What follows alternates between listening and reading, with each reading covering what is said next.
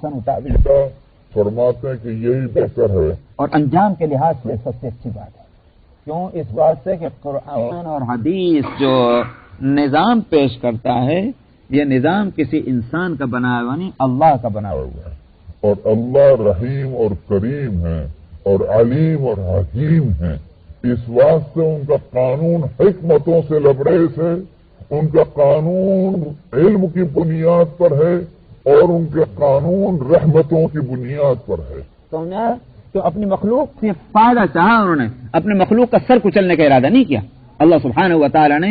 اس لیے قانون میں رحمتیں بھی ہیں، قانون کے اندر حکمتیں بھی ہیں، اور قانون مکمل علم کی روشنی میں بنا ہے جس میں کسی طرح کی کمی ہو ہی نہیں سکتی۔ اس واسطے اس پر عمل کرنے کا انجام اچھا ہی ہوگا۔ الم تر الی الذین یزعمون انہم آمنوا بما انزل الیک وما انزل من قبلک۔ چونکہ یہ بات کہی گئی کہ معاملات میں جب اختلاف ہو تو اللہ اور اس کے رسول کی طرف لوٹاؤ۔ آگے اس کے ایک واقعہ ہوا، یعنی اس کے خلاف عمل نہیں ہوا، اس پر اس واقعے کو لایا جا رہا ہے۔ ایمان کا دعویٰ کرنے والے، مسلمان ہونے کا دعویٰ کرنے والے، وہ اللہ اور اس کے رسول کے فیصلے پر مطمئن نہیں ہوتے۔ یہ بات جو ہے اس کو ایک واقعہ پیش آیا اور اس پر یہاں تبصرہ ہو رہا ہے۔ واقعہ کیا تھا؟ واقعہ یہ تھا کہ ایک بشر نام کا ایک شخص تھا وہ منافق اندر سے، مگر بہرحال مسلمان کہلاتا تھا۔ اس کا جھگڑا ایک یہودی سے تھا۔ تو اب دونوں کا جھگڑا ہوا، جب جھگڑا نہیں نمٹا تو یہودی نے کہا کہ بھائی چلو محمد کے پاس صلی اللہ علیہ وسلم۔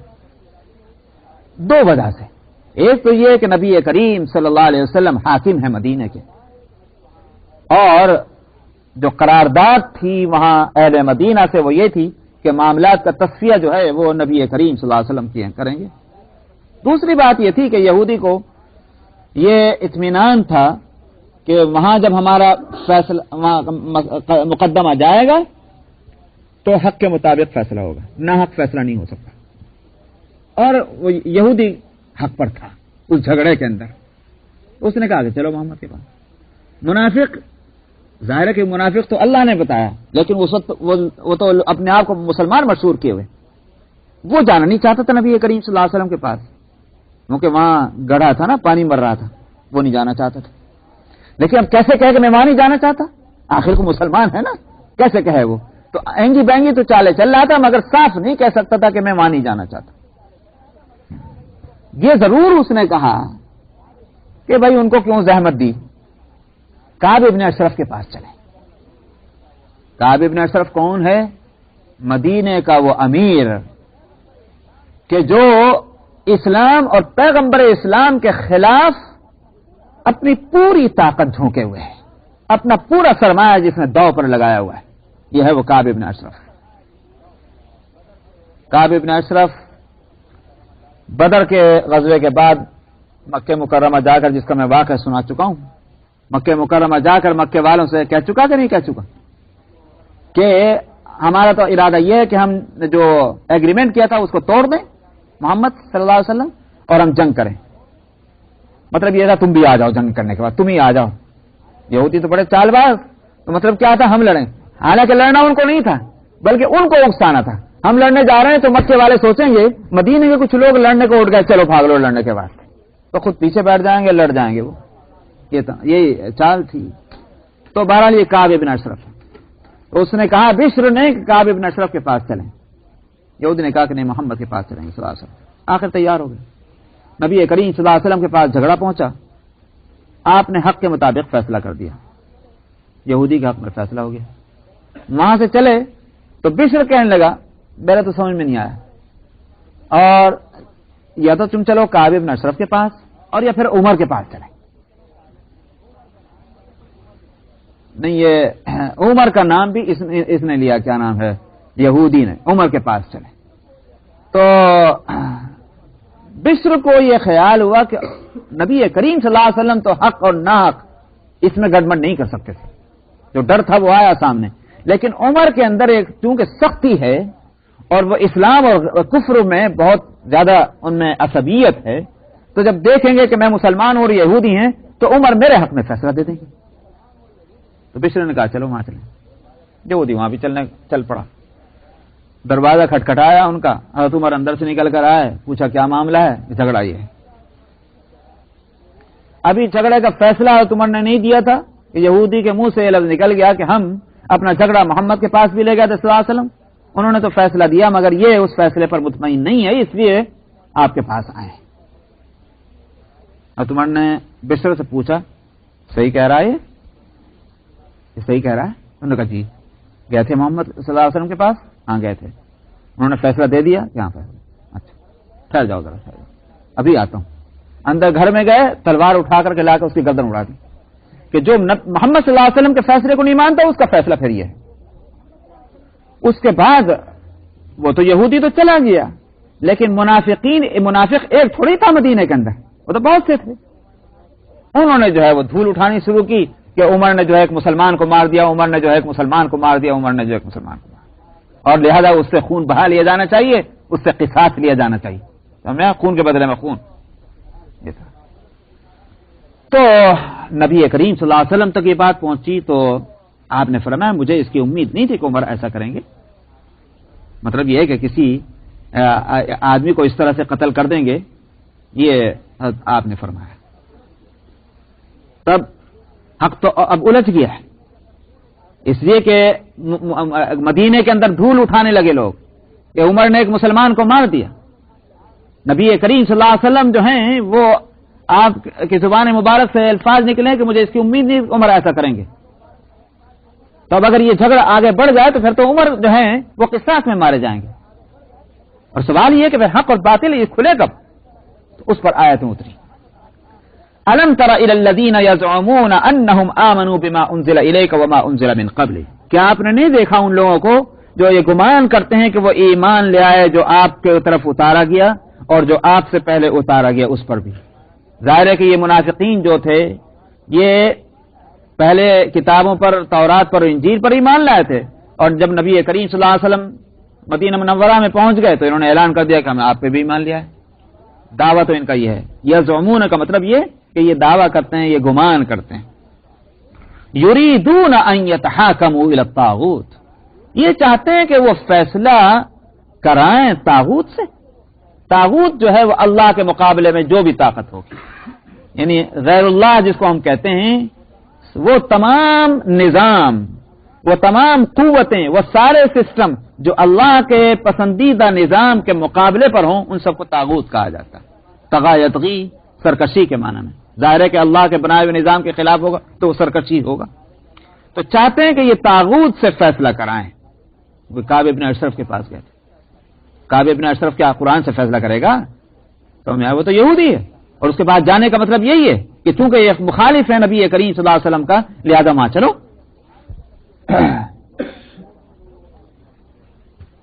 وَقَدْ أُمِرُوا أَن يَكْفُرُوا بِهِ، حالانکہ ان کو حکم دیا گیا کہ وہ اس سے انکار کریں، کفر کریں۔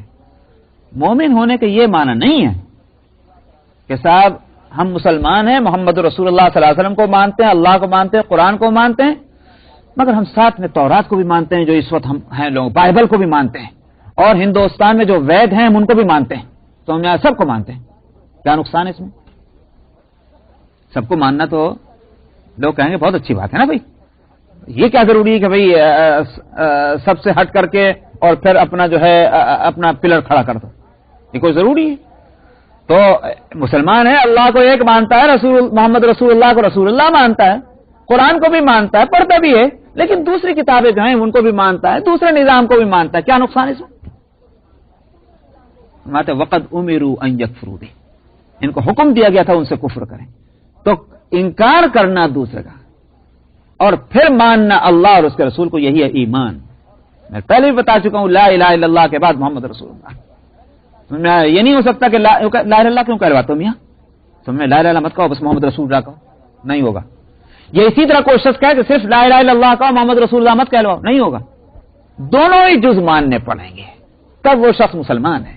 وقت امروا ان یکفروا بہ، ان سارے نظام کفر سے تم اپنی برات ظاہر کرو، تب تو ہوگا مسلمان اور تب ہوگا وہ مومن۔ فرمایا اسی کا حکم ان کو دیا گیا تھا۔ وَيُرِيدُ الشَّيْطَانُ أَن يُضِلَّهُمْ ضَلَالًا بَعِيدًا، اور شیطان تو چاہتا ہی ہے کہ ان کو دور کی گمراہی میں لے جا کر ڈال دے.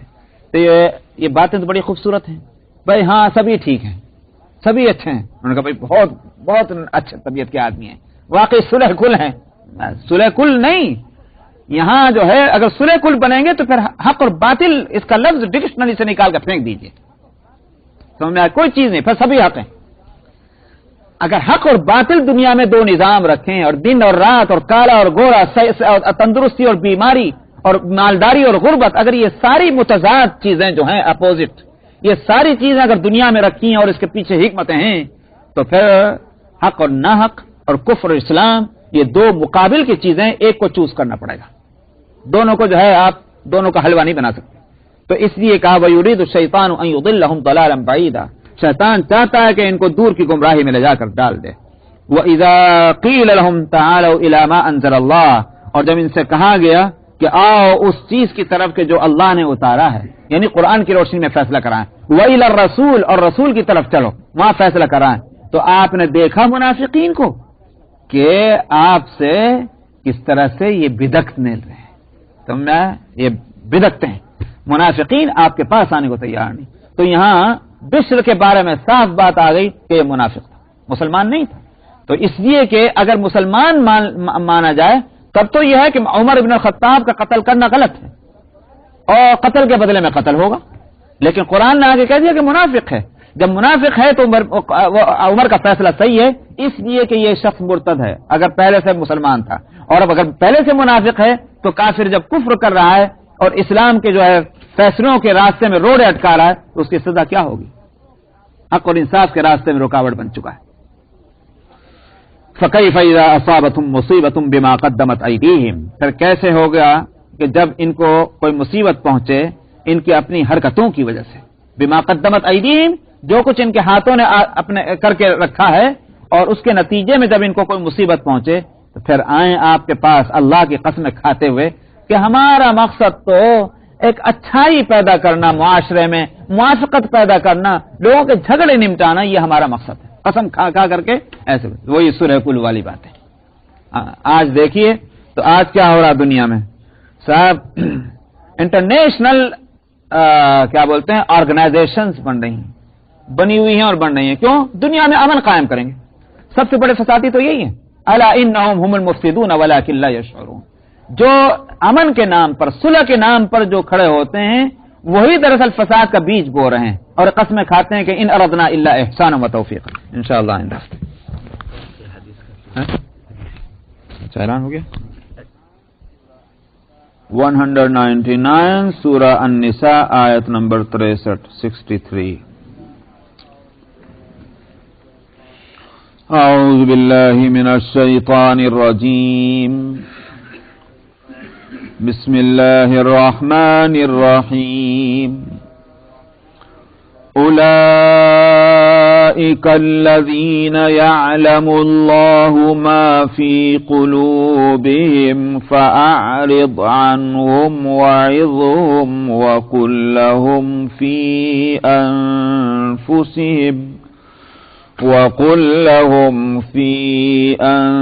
أنفسهم قولا بليغا.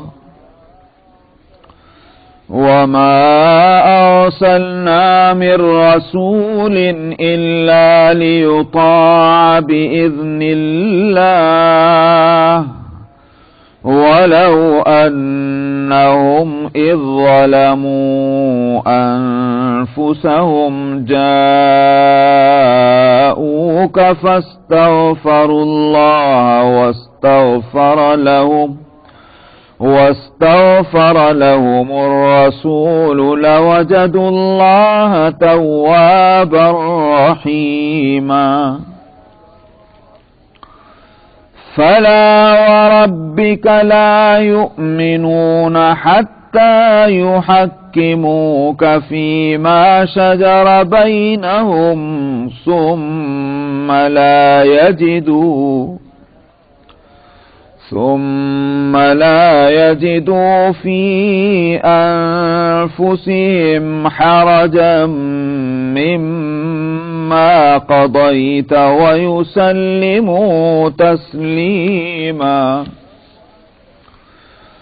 ولو أنا كتبنا عليهم أن اقتلوا أنفسكم أو اخرجوا من دياركم ما فعلوه إلا قليل منهم ولو أنهم فعلوا ما يوعظون به لكان خيرا لهم وأشد تثبيتا وإذا لآتيناهم من لدنا أجرا عظيما ولهديناهم صراطا مستقيما ومن يطع الله والرسول فأولئك مع الذين أنعم الله عليهم من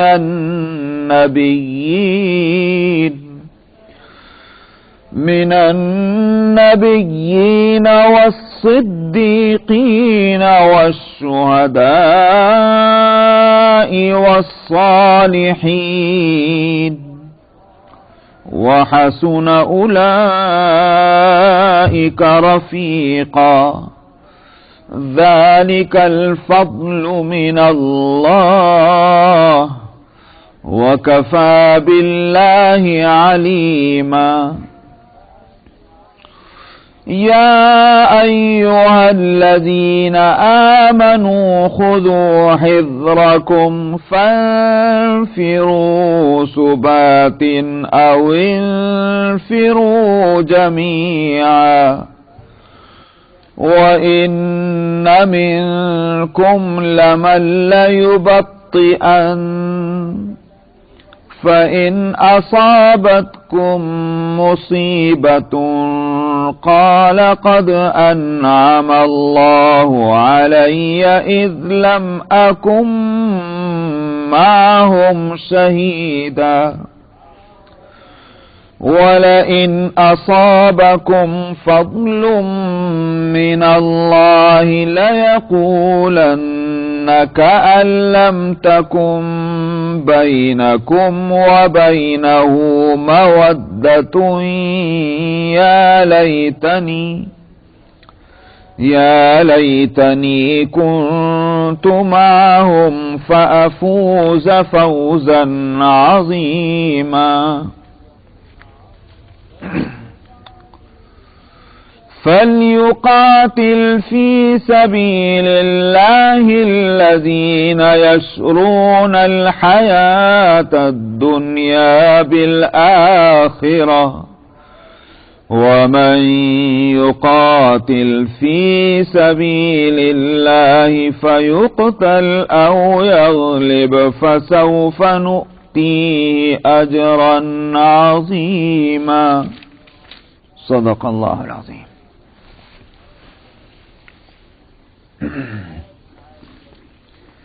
پچھلی آیت میں آیت نمبر 62 میں فرمایا تھا کہ یہ کیسی بات ہوگی کہ جب ان کو کوئی مصیبت پہنچے ان کے اپنے حرکتوں کی وجہ سے بما قدمت ایدیہم جو کچھ انہوں نے کیا اس کی وجہ سے ان کو کوئی مصیبت پہنچے تو پھر آئیں آپ کے پاس قسمیں کھاتے ہوئے اللہ کی کہ ہم نے تو بس یہ چاہا تھا کہ لوگوں کے ساتھ نیکی ہو اور اسی طرح سے آپس میں موافقت ہو اور جھگڑا نہ ہو، ہم اس بات کی کوشش میں لگے ہوئے تھے۔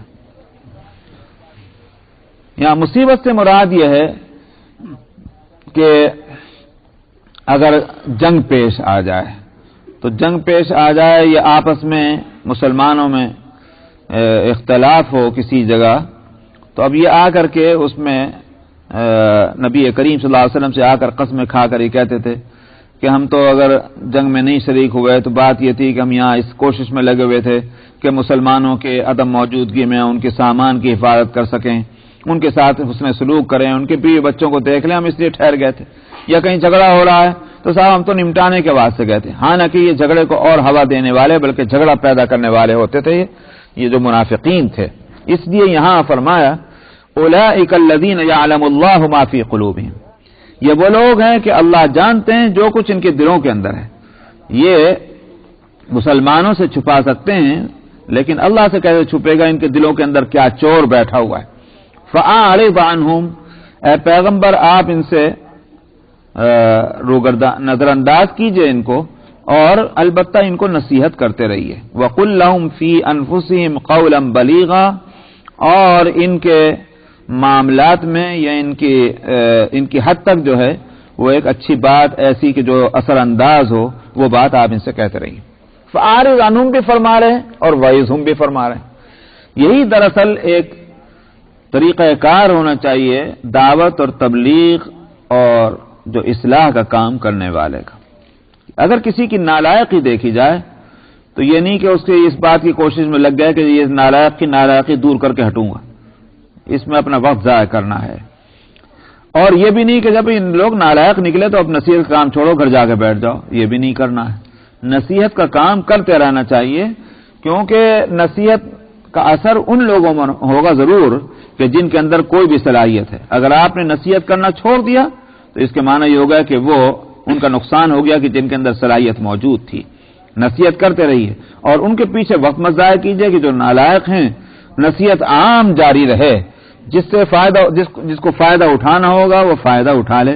یہ مقصد ہے اللہ سبحانہ و تعالیٰ کی اس ہدایت کا کہ نبی کریم صلی اللہ علیہ وسلم ان نالائقوں کی نالائقی سے نہ تو متاثر ہوں اور نہ ان کے پیچھے اپنا وقت ضائع کریں. اپنی نصیحت اور دین پہنچانے کا جو عمومی کام ہے اس کو جاری رکھیں، جس کو فائدہ پہنچنا ہوگا پہنچ جائے گا. وَمَا أَرْسَلْنَا مِن رَّسُولٍ إِلَّا لِيُطَاعَ بِإِذْنِ اللَّهِ، اور ہم نے کوئی بھی رسول اسی لیے بھیجا تاکہ اللہ کی اجازت اور اس کے حکم سے یا اس کی توفیق سے اطاعت کی جائے رسول کی. رسول کے بھیجے جانے کا مقصد ہی یہ ہے کہ لوگ اس کی اطاعت کریں.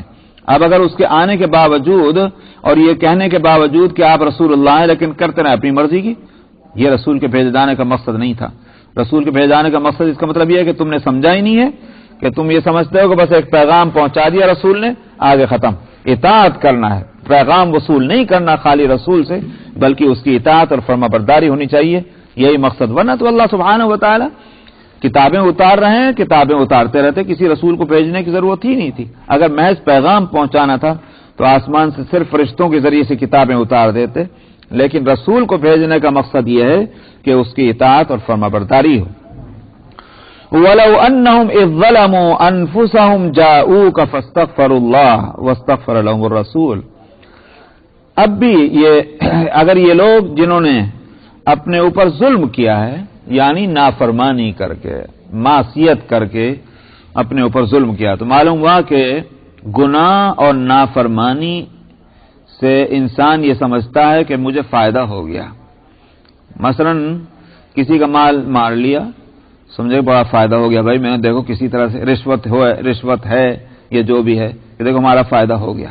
حالانکہ یہ اس نے اپنے اوپر ظلم کیا ہے کہ اس کے جسم کے اندر جو صحیح چیز پہنچنی چاہیے، جس کی وجہ سے اس کا جسم آخرت کے عذاب سے محفوظ رہتا، اس نے اس جسم کو وہ چیز پہنچا دی کہ جس کی وجہ سے اس کا جسم آخرت کے عذاب کا مستحق بنے گا. تو ہاتھ کو تو اللہ نے زبان نہیں دی تھی کہ ہاتھ یہ کہتا کہ میں یہ حرام کا پیسہ مت لے. پیر کو تو اللہ نے زبان نہیں دی تھی، یہ اختیار نہیں دیا تھا کہ آدمی چلنا چاہتا ہے اور پیر کہتا ہے کہ میں نہیں چلوں گا. تو انسان اللہ کے دیے ہوئے ان اعضاء کو اللہ کے حکم کے خلاف استعمال کر رہا ہے، یہ ظلم نہیں تو اور کیا ہے. اسی لیے حدیث میں ہے یا نہیں لیکن علماء نے ایک بات کو لکھا ہے، اور وہ یہ کہ بظاہر حدیث معلوم ہوتی ہے لیکن میں نے کہیں مجھے صحیح اس وقت ذہن میں نہیں کہ حدیث کے الفاظ ہیں کہ نہیں، لیکن کتابوں میں یہ لکھا ہے کہ ہر دن جب انسان دن کرتا ہے اور صبح ہوتی ہے تو اس کے بدن کے اعضاء ہاتھ اور پاؤں خود اس سے اپنے زبان حال سے یہ التجا کرتے ہیں اس انسان سے جس کے ہاتھ پاؤں ہیں کہ تو سیدھا سیدھا رہنا تاکہ ہم بھی آفتوں سے محفوظ رہیں. تو اگر سیدھا نہیں رہا تو ہم جب جو ہے مصیبت میں رہیں گے. تو دنیا میں مصیبت آ جائے یا آخرت میں مصیبت آئے، تو ہر صورت میں وہ مصیبت آنی ہے اسی جسم پر. تو اس واسطے جسم جو ہے وہ التجا کرتے ہیں. تو انسان جو ہے وہ جب کوئی نافرمانی کرتا ہے تو خود اپنے جسم کے حصوں پر وہ ظلم کر رہا ہوتا ہے. اس لیے کہا وَلَوْ أَنَّهُمْ إِذْ ظَلَمُوا أَنفُسَهُمْ، جب یہ اپنے اوپر ظلم کریں تو اب یہ نہیں ہے کہ اب اس ظلم کا کوئی علاج نہیں. اللہ نے اگر دنیا میں جو تکلیفیں اتاری ہیں اور ان کی کوئی دوا رکھی ہے، ان کا کوئی علاج رکھا ہے، تو نافرمانی اور گناہ اس کا بھی ایک علاج ہے. اور اس کا علاج کیا ہے؟ توبہ اور مغفرت. بڑے سے بڑا گناہ ہو، جس طرح سے سخت سے سخت بیماری ہو، مایوس ہونے کی کوئی ضرورت نہیں. بیمار کتنا بھی سخت بیمار ہے لیکن اس کو ایک امید یہ لگی رہتی ہے، ڈاکٹر کے پاس جائیں گے، وہ میرا علاج کرے گا اور مجھے شفا ہوگی. خطرہ اس کا بھی ہے کہ نہ ہو، مگر ساتھ میں امید بھی ہے. ہر بیماری کے اندر کوئی یہ نہیں سوچتا رہے بھائی اس بیماری کا تو علاج ہی کوئی نہیں تو میں کیا کروں علاج کرا، اس کے باوجود علاج کرنے جاتے ہیں. تو اگر اللہ نے ہر بیماری کی دوا رکھی، لِكُلِّ دَاءٍ دوا، کہ ہر بیماری کی اللہ نے دوا رکھی، چاہے ہمیں معلوم ہو یا نہ ہو. انسان کا علم چونکہ محدود ہے، اس واسطے بہت سی بیماریوں کا علاج آج تک پتہ نہیں ہوا انسان کو، لیکن اللہ نے تو علاج رکھا ہے. اسی واسطے ریسرچ اور تحقیق کے نتیجے میں اگر کچھ چیزیں آج سامنے آ رہی ہوں جو پہلے نہ آ سکی ہوں، بے شک انسان کا کمال یہ کہ اس نے ریسرچ کی، مگر یہ نہ سمجھے کہ اللہ میاں کو پہلے سے معلوم نہیں تھا، دیکھو ہم نے ایک نئی چیز ایجاد کر لی. یہ ایجاد کرنے والا یہ نہیں، اللہ نے ایجاد کی ہے. اس کا علم میں پہلے نہیں تھا، یہ علم میں اب آ گیا. ورنہ تو نبی نے تو پہلے فرما دیا تھا صلی اللہ علیہ وسلم لِكُلِّ دَاءٍ دوا، ہر بیماری کی دوا ہے دنیا کے اندر. تو اگر جسم کی بیماریوں کے لیے اللہ نے دنیا ہی میں علاج رکھ دیا ہے تو روح کی بیماریوں کا علاج کیسے نہیں ہو سکتا؟ بڑے سے بڑی سخت سے سخت بیماری ہوگی روح کی، اس کا علاج ہو سکتا ہے، مگر شرط کیا ہے؟ ایک تو یہ کہ معالج صحیح ہو اور دوسرا علاج کرنے والا علاج بھی کرائے. سمجھ میں آیا؟ کتنا بڑا قابل ڈاکٹر ہو لیکن مریض تیاری نہیں علاج کرانے کے واسطے، کہاں سے شفا ہوگی؟ سمجھ میں آیا؟ یا مریض تیار تو ہے مگر غلط دوائیں استعمال کر رہا ہے، تو کہاں سے شفا ہوگی؟ اسی طرح سے روح کا بھی معاملہ ہے. تو یہاں اسی واسطے اس کا علاج کیا بتایا؟ فاستغفروا اللہ، یہ اللہ سے مغفرت چاہیں. واستغفر لهم الرسول، رسول جو ہے معالج ہیں، اور رسول نہ ہو تو رسول کے نائبین جو ہیں وہ معالج ہوں گے، جن کو رسول کا علم ہے. رسول اللہ جو علم لے کر آئے تھے صلی اللہ علیہ وسلم اللہ کی طرف سے، جن کے پاس وہ علم ہوگا، اور اس علم کو انہوں نے اپنے اوپر اس طرح سے مسلط کر لیا ہوگا کہ وہی ان کا اوڑھنا اور بچھانا اور کھانا اور پینا بن گیا، یعنی زندگی اسی کے نقشے میں ڈل گئی ہے جو ان کا علم ہے. تو ایسے عالم باعمل وہی نائب رسول ہوں گے اور وہی پھر معالج بن جائیں گے. واستغفر لهم الرسول، وہ ان کے لیے مغفرت کی دعا کریں رسول. لوجدوا اللہ توابا رحیما، تو وہ اللہ کو توبہ قبول کرنے والے اور مہربان پائیں گے. تو ان کی کیسے بڑا سے بڑا گناہ ہو اور ان کی توبہ، اللہ یہ مایوس ہونے کی کوئی ضرورت نہیں، اللہ اس کی توبہ قبول کریں گے. میں اسی لیے کہا کرتا ہوں کہ بھئی دیکھو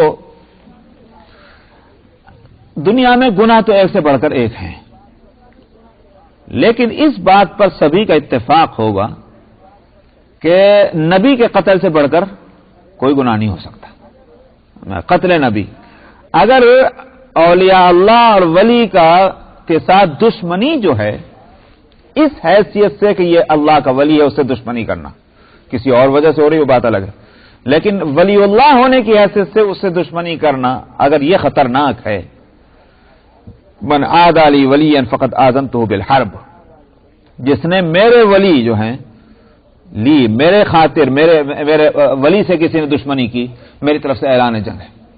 تو اگر اولیاء اللہ کا ان کے اپنے اس کمال اور خوبی کی وجہ سے یہ مقام ہے، تو نبی کا مقام ظاہر ہے کہ ولی کو ولایت تو نبی کے صدقے میں ملتی. نبی کا مقام کتنا اونچا نہ ہوگا. نبی کو تکلیف پہنچانا، اور تکلیف بھی کون سی؟ قتل کرنا، تو یہ کتنا بڑا جرم ہوگا. حضرت عمر رضی اللہ عنہ کیا کرنے چلے تھے؟ نبی کریم صلی اللہ علیہ وسلم کو شہید کرنے کے لیے تو گھر سے چلے تھے تلوار لے کر. اس سے بڑا جرم تو کوئی نہیں تھا جو حضرت عمر کرنے چلے تھے. لیکن جب حضرت عمر نے توبہ کی اور سچے دل سے توبہ کی تو پھر عمر کا وہ سارا جو ہے کوئی کہہ سکتا ہے آج کہ عمر تو وہ ہیں کہ جو قتل کرنے گئے تھے؟ آج کہہ سکتا ہے کوئی شخص؟ حضرت عمر کا سارا وہ معاملہ ختم، اب تو عمر بن الخطاب اور عمر فاروق اعظم ہیں، سمجھ میں آیا؟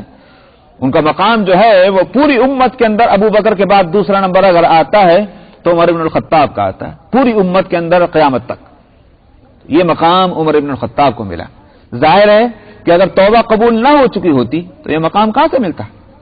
تو بڑے سے بڑے گناہ اور بڑے سے بڑے جرم جو ہے اس کا علاج اللہ نے رکھ دیا ہے، اور وہ ہے سچی دل سے توبہ۔ مگر توبہ جو استغفار جس کو کہتے ہیں وہ وہی ہے کہ جس کو قرآن شریف میں بھی اس کو صاف کیا گیا کہ توبہ کے یہ معنی نہیں ہے کہ لفظ توبہ توبہ زبان سے ادا کرتا رہے، بلکہ توبہ کی جو حقیقت ہے وہ یہ ہے کہ جو کام کیا اس پر شرمندہ ہو، دل سے نادم ہو اور آئندہ نہ کرنے کا فیصلہ ہو، یہ ہے وہ توبہ۔ ان میں سے اگر ایک چیز نہیں پائی جا رہی ہے اس کا نام توبہ نہیں ہے۔ تو پہلے جو ہو چکا اس پر شرمندہ بھی ہونا ہے، مجھ سے جو ہوا غلط ہوا، شرمندگی جس کو کہتے ہیں، خالی زبان سے بھی نہیں کہنا ہاں میں نے غلط کیا، یہ تو اقرار ہے، شرمندہ ہونا ہے کہ واقعی جو کیا میں نے وہ غلط ہی کیا، مجھے نہیں کرنا تھا، اور آئندہ نہ کرنے کا فیصلہ ہو، یہ ہے وہ توبہ۔ ایسی توبہ کرنے والا بالفرض اگر دوبارہ اس سے ویسی ہی غلطی یا وہی غلطی ہو جائے تو پھر بھی اس کا دروازہ بند نہیں ہوتا تھا کہ مردود تو نے تو توبہ کر لی تھی، پھر کہیں گے دوبارہ وہی کام کیا یا ویسا کام کیا۔ اگر سچے دل سے توبہ ہے تو دوبارہ بھی اگر اس نے کوئی گناہ کیا ہوگا پھر توبہ کر لے، دروازہ پھر بھی اس کے لیے کھلا ہوا ہے۔ اسی واسطے یہ ہے کہ باز آ بعد آ، 100 بار توبہ شکستی باز آ، واپس آ ہمارے دروازے کی طرف۔ 100 مرتبہ بھی تم نے توبہ توڑ دی تب بھی ہم نے دروازہ بند نہیں کیا، پھر بھی آ جا ہماری طرف۔ تو توبہ جو ہے وہ یہ علاج ہے اس روح کی بیماری کا کہ 1000 مرتبہ بھی آدمی گناہ کر رہا ہو اور کتنی مرتبہ توبہ توڑ چکا ہو لیکن پھر بھی وہ توبہ ہی اس کا علاج ہے۔ فَلَا وَرَبِّكَ لَا يُؤْمِنُونَ حَتَّى يُحَكِّمُوكَ فِيمَا شَجَرَ بَيْنَهُمْ۔ قسم ہے آپ کے رب کی، نبی کریم صلی اللہ علیہ وسلم کو خطاب ہے، آپ کے رب کی قسم ہے۔ تو ظاہر ہے کہ اس میں ایک طرف پیار بھی ہے نبی کریم صلی اللہ علیہ وسلم کا، اللہ سبحانہ و تعالیٰ تو سبھی کے رب ہیں، لیکن آپ کی خصوصیت کہ آپ کے رب کی قسم، تو اس میں ایک تعلق کو بھی ظاہر کرنا ہے۔ فرمایا کہ آپ کے رب کی قسم یہ ایمان نہیں لائیں گے، یہ ایمان والے نہیں ہوں گے یہاں تک کہ یہ آپ کو فیصلہ کن بنا لیں ان باتوں میں کہ جن میں آپس میں ان کے اندر اختلاف ہے، جھگڑا ہے۔ جو بھی نزاعی معاملات ہیں آپس میں، ان جھگڑوں کا فیصلہ اللہ اور اس کے رسول سے کرانا ہے۔ آج ان کا فیصلہ قرآن اور حدیث سے ہونا ہے، یہی اللہ اور رسول سے فیصلہ کرانا ہوگا۔ یہ نہیں ہو سکتا کہ ہم کو معلوم ہے کہ اس کا فیصلہ اگر ہم نے قرآن سے حدیث سے کرایا تو ہمارا نقصان ہے، نہیں بھائی چھوڑو، ہم تو کسی اور کے پاس جاتے ہیں، اس سے فیصلہ کرا لیتے ہیں۔ تو اس کا مطلب کیا ہوا کہ تمہیں دراصل فیصلہ اس لیے نہیں کرانا تھا کہ حق اور باطل کیا ہے، بلکہ فیصلہ اس لیے کرانا کہ تم کو فائدہ پہنچ جائے۔ تو یہ تو غلط ہی دوسری ہو گئی۔ ایک مومن کی شان یہ کیسے ہو سکتی کہ اللہ اور اس کے رسول کے عدالت کو چھوڑ کر کسی اور عدالت اور کسی اور کورٹ میں جائے کہ فیصلہ میں وہاں کراؤں گا۔ تو اللہ کے کورٹ یہ ایسے ہی ہوا جیسے مثال کے طور پر ہم اس ملک میں رہتے ہیں، امریکن کورٹ میں نہیں فیصلہ کراتے، ہم تو برٹش جا رہے ہیں برطانیہ، وہاں جا کے وہاں کورٹ میں فیصلہ کرائیں گے۔ اس کا مطلب کیا ہوا؟ تمہیں امریکن کورٹ پر اعتماد نہیں ہے، اس کے سوا تو اور کوئی بات نہیں کہ اپنے ملک کو، جس ملک میں تم رہ رہے ہو اس ملک کے کورٹ سے نہیں فیصلہ کراتے، تم کہتے ہو میں تو فلانے ملک کے کورٹ میں جاؤں گا فیصلہ کرانے کے لیے۔ تو اس کے سوا کوئی دوسری بات تو کوئی نہیں کہہ سکتا کہ تمہیں اپنے کنٹری کے کورٹ پر اطمینان نہیں ہے۔ ایک مومن جو ہے اپنے آپ کو مومن بھی کہہ رہا ہے، یعنی مطلب کیا کہ وہ اللہ کی مملکت میں اپنے آپ کو داخل کہہ رہا ہے اور اپنے آپ کو سٹیزن قرار دے رہا ہے اللہ کی مملکت کا، اور کہتا ہے فیصلہ میں اللہ کی عدالت سے نہیں کراؤں گا بلکہ میں کسی اور کورٹ میں جاؤں گا۔ تو کیا اس کے معنی کیا ہوا ہے؟ معمولی بات ہے، یعنی ذرا سوچے تو کریں لوگ کہ ہماری عقل کیا کہے گی۔ لیکن اب ظاہر ہے کہ جو فرشتہ تو ڈنڈے مارنے کے واسطے دنیا میں اللہ نے مقرر نہیں کیا کہ انسان کوئی غلطی کرے کھڑ سے ڈنڈا لگ جائے، ورنہ کوئی غلطی ہوتی نہ دنیا میں۔ اس واسطے ہم سمجھتے ہیں کہ ہم جو کچھ کر رہے ہیں ٹھیک کر رہے ہیں، لیکن ذرا اپنی عقل کو استعمال کریں تو کتنا خطرناک ہوتا ہے کہ شریعت کی عدالت کو چھوڑ کر اور کسی اور عدالت اور کورٹ میں اپنا فیصلہ کرانا۔ اس لیے کہا کہ قسم ہے آپ کے رب کی، یہ ایمان والے نہ ہوں گے جب تک کہ یہ آپ کو فیصلہ کرنے والا نہ بنا لیں ان معاملات میں جن میں ان میں آپس میں اختلاف اور جھگڑا ہے۔ پھر یہی نہیں کہ بھائی ٹھیک ہے بھائی مسلمان جب ہم ہیں اور لوگ اپنے ہم کو برا کہیں گے، چلو بھائی اب شریعت ہی سے فیصلہ کرا لو، یہ تو مجبوری کی بات ہوئی، یہ بھی ایمان کا تقاضا نہیں ہوگا۔ آگے فرماتے ہیں ثم لا یجدوا فی انفسہم حرجا مما قضیت، پھر یہ اپنے دلوں کے اندر جو آپ فیصلہ کر دیں اس کے تعلق سے کوئی تنگی محسوس نہ کریں، وَيُسَلِّمُوا تَسْلِيمًا، اور پورے طور پر فرما برداری کریں اس کی، اس فیصلے کی، چاہے اپنے فائدے میں جا رہا ہو چاہے اپنے نقصان میں جا رہا ہو۔ حضرت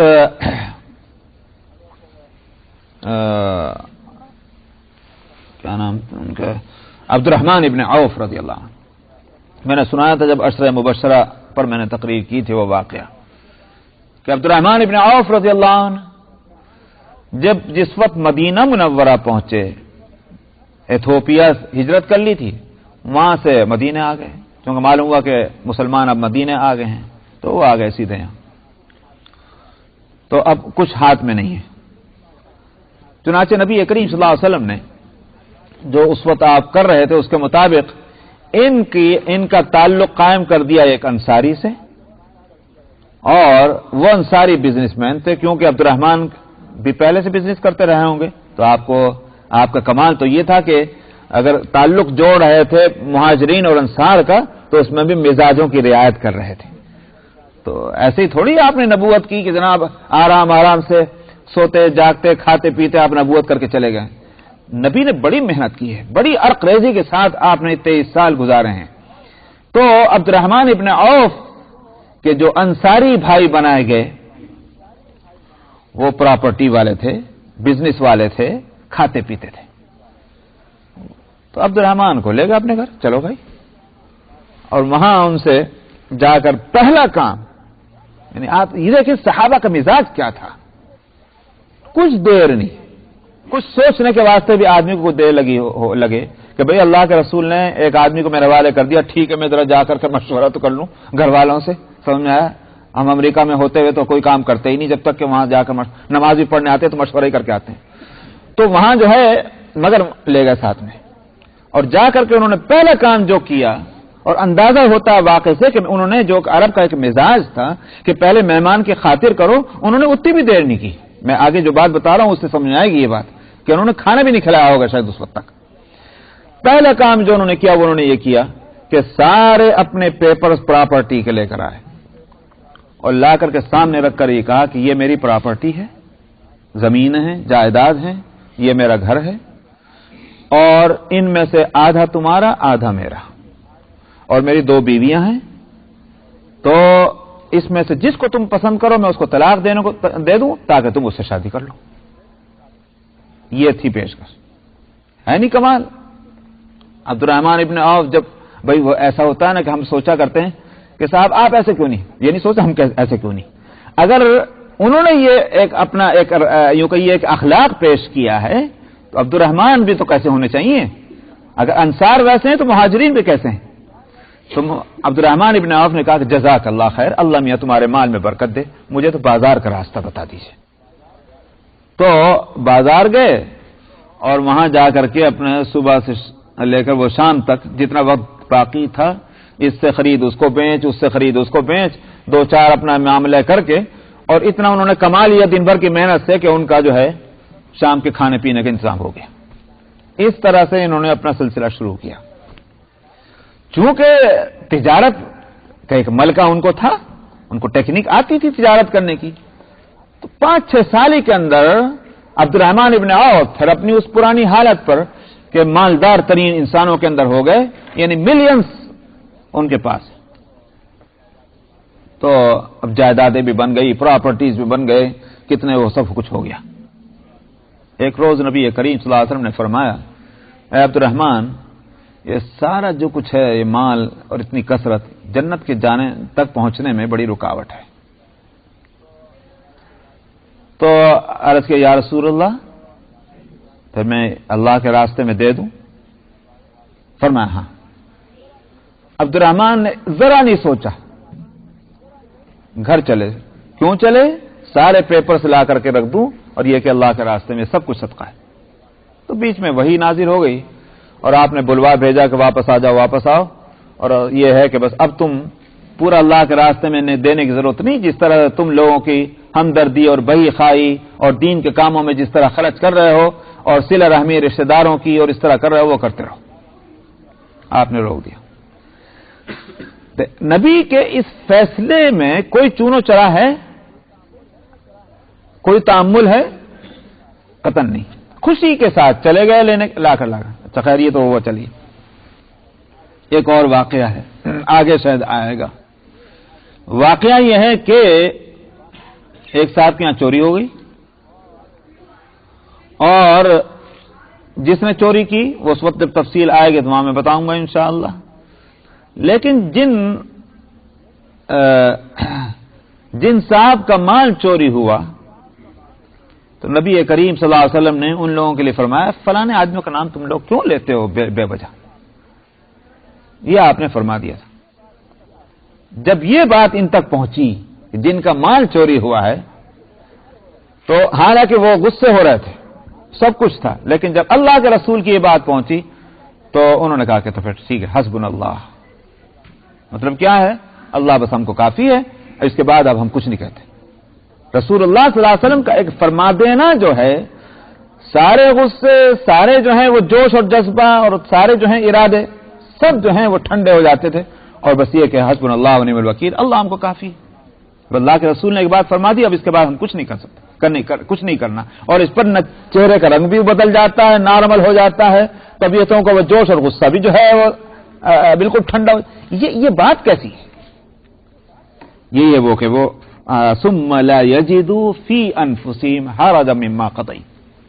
اور واقعہ یہ ہے کہ اگر یہ دنیا ابھی تک قائم ہے تو اچھے لوگ ابھی بھی موجود ہیں، ورنہ اگر ہم ہی جیسے سارے ہوتے تو دنیا کبھی ختم ہو چکی ہوتی۔ میں سچ کہتا ہوں۔